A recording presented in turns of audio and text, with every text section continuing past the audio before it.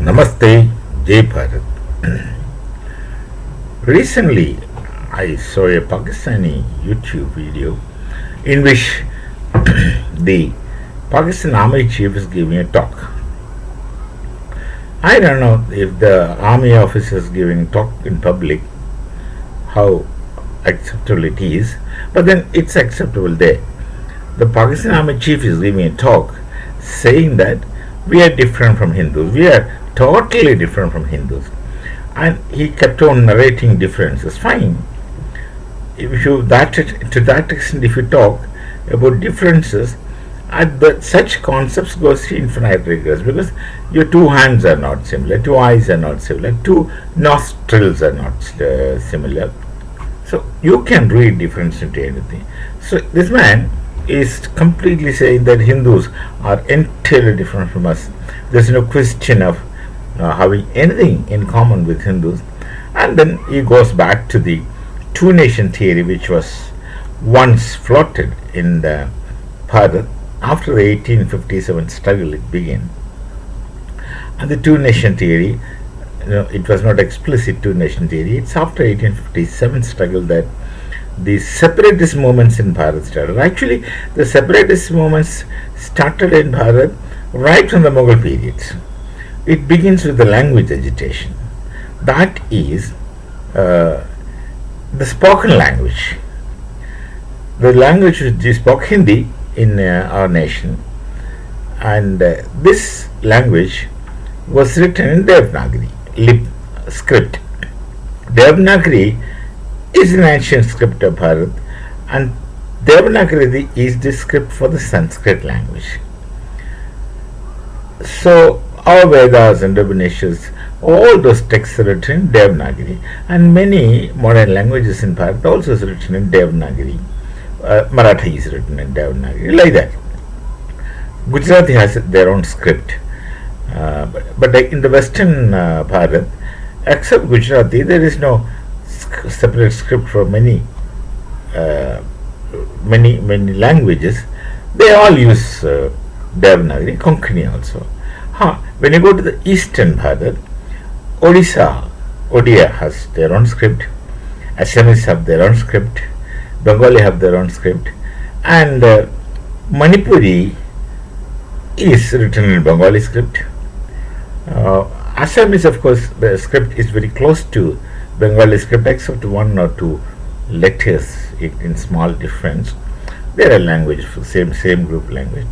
But in the seven states, northeastern states, the tribal languages used to be written in Bengali first in the ancient times. But then with the coming of the British missionaries, the Baptist Church, etc., the whole thing is changed because they started writing their mother tongue using Roman letters. The Roman letters are not Bharati origin. Before that, before the missionaries introduced Roman letters, people used to use Bengali scripts, Bengali letters, scripts to write their spoken language. This is what used to happen in the northeastern tribal states because they did not have a language per se, because they did not have a literature to call it a language.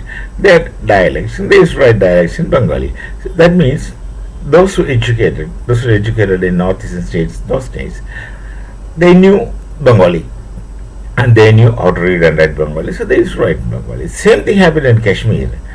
Kashmiri language was written in originally Devanagari script, but after the Islamic invasion, the script changed. They started using this Iranian script, Persian script. Same thing, of course, this happened before that. The Mughals, when they were ruled, the educated Muslims in Bharat did not want to use the same script in which the Vedas and Upanishads are written, so they have started writing the spoken language in Persian script. Why Persian script?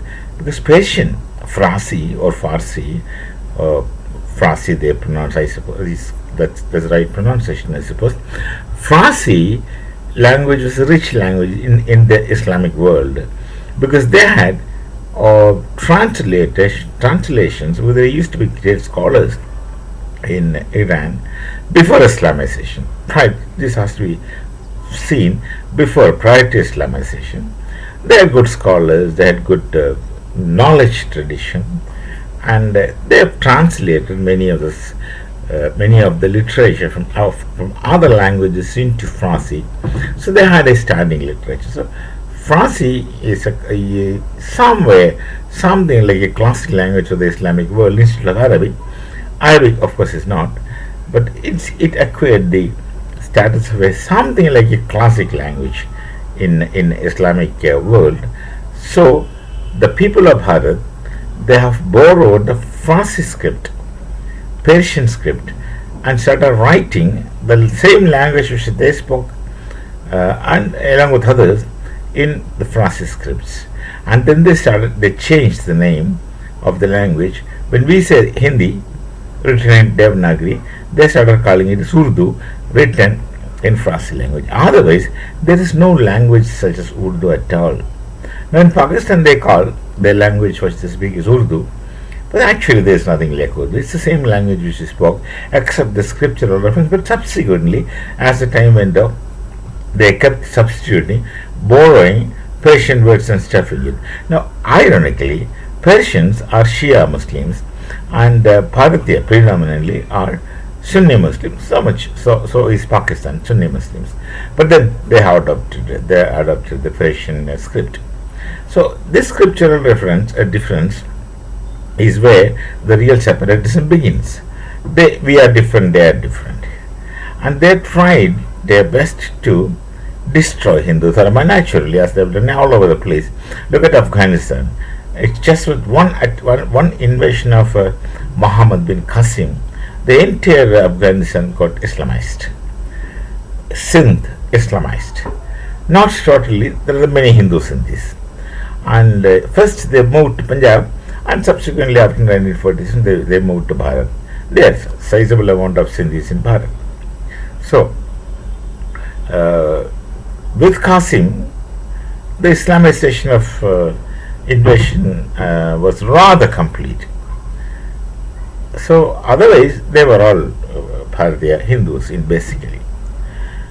Now the separatism began with the language, so to say.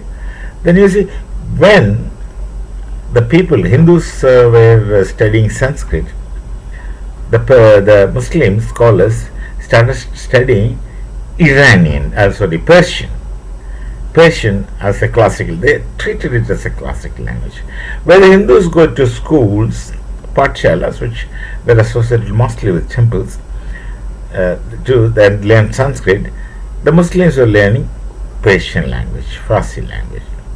So it became so handy to a person like Jamaluddin Afghani, who was originally an Iranian, who came to Bharat to Islamize and create a pan-Islamic society, a pan-Islamic nation.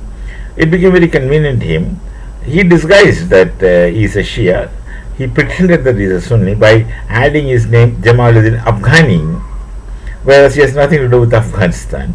He had visited Afghanistan maybe a couple of times only, and during his last visit, the army of Afghan kicked him out for his intentions of uniting people, and he envisaged a pan-Islamic society beginning with Bharat up to Turkey and all that areas. He thought he wanted it that way. So he is basically a Shia Muslim, and he is from Tehran. And I think one of his great grandsons was teaching in the University of Tehran subsequently. I think, if I'm not wrong, this is what I could get from the readings which I did long back. So that's how the separatism says, we are different, you are different. Then in 1857, first struggle for independence, incidentally it is Swatantraveer Savarkar who called 1857 struggle as the first struggle for independence, whereas the British call it the Sepoy Mutiny, because the soldiers were the first to revolt against Britishers. And it went on, that's there the history. And it went on. Then subsequently in 1857 what happened is an interesting thing. The Muslims joined the struggle for first independence struggle. The Muslims joined because they believed themselves and discussed and projected to among other Muslims that once British leave Bharat, they will hand over the rule to from whom they have taken the rules. See, it was Delhi was ruled by Islam Muslims, and the Mughal kings used to be prominent those days. So they had their own reason to believe that. So British, when they go, they will hand over the governments to the Mughals. So what happened? They found the Mughal descendant, that is Bahadur Shah Zafar, son of Aurangzeb, Aurang. I would like to speak like the Chava. Aurang, son of him, Bahadur Shah Zafar, was brought to Delhi. That he was aged and ailing, sick, and he was decorated as a Mughal king who is now going to rule Bharat when the Britishers leave. This was the belief system. And the British were very upset and angry with them. And in due course, the Muslim leadership in Bharat realized that British are not going to hand over the governance to Mughal ruler, because the British became very against this kind of a situation. They killed both sons of Bahadur Shah Zafar and served their heads in plate, as I heard. So, and they started persecuting Muslims to a great extent, which made somebody like one Jahangir change his name to Gangadhar Nehru. That's a different history, one can go and find out. So this is what is one portion of the separatism, that we are different, you are different. Then it had crossed all the limits of separatism, to the extent that Muslims and Hindus cannot coexist, come what may. And the riots kept on going, kept on spreading. But in time, the Muslim leadership realized that the British at no cost are going to hand over the rule, governance to Mughal king. They would make Bharat a democracy. They will be in favor of democracy. And the majority Hindus are also in the favor of democracy, because democracy is not a new thing to Bharat. We had in history many Ganarajyas. We had a king, all right, but then there were Ganarajyas, many Ganarajyas. And we also had this something like parliament or assembly, something where the scholars used to sit. Always this used to be the case in Bharat. So, it's not going to be Mughal rule again, they realized. It's going to be democracy, which of course disappointed them. And then again, they had their own vision. So the separatism begins in all with this background. And then, of course, after some time, after the formation of Muslim League, Syed Ahmad Khan and they were, many people approached him. He wanted a separate party for Muslims, as against juxtaposing Indian National Congress. And ironically, Indian National Congress is a party not started by any Indian, it started by a British to create a henchman for the British in politics. The hidden agenda, which everyone should know, but no one speaks. So, this phenomenon of separatism began way back then.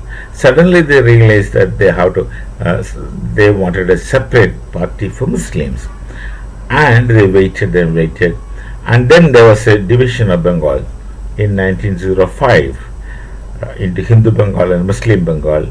And the moment they got Muslim Bengal, which with Dhaka as its center, the Nawab of Dhaka facilitated the formation or creation of a Muslim party, which was All India Muslim League.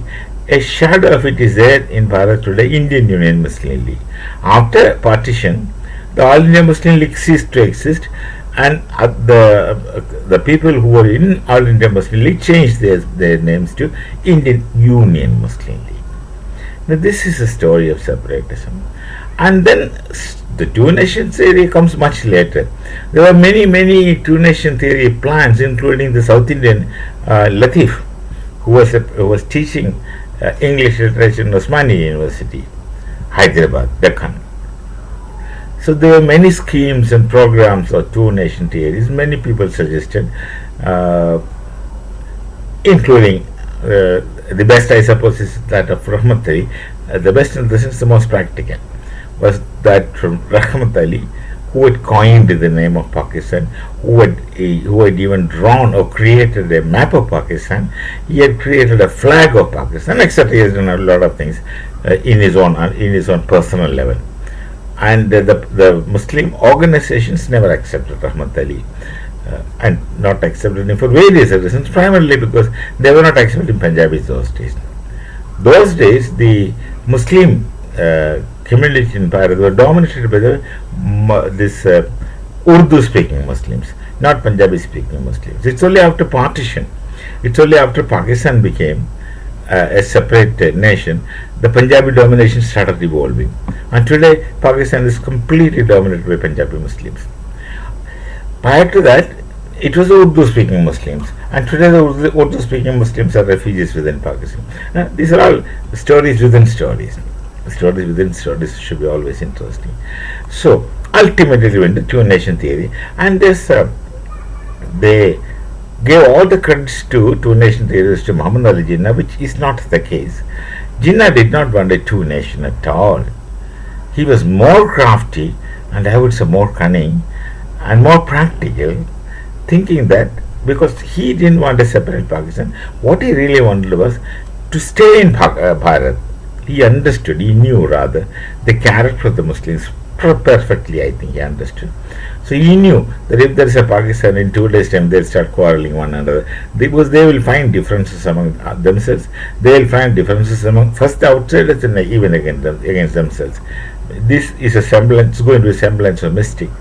Jinnah realized. So he did not want a separate Pakistan. He wanted the Muslims to stay in Bharat and get reservations in Bharat.